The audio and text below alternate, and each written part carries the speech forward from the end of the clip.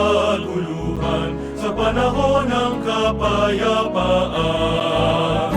Sa hapag ng Panginoon, buong bayan ngayon'y nagtitipon upang magsaluhan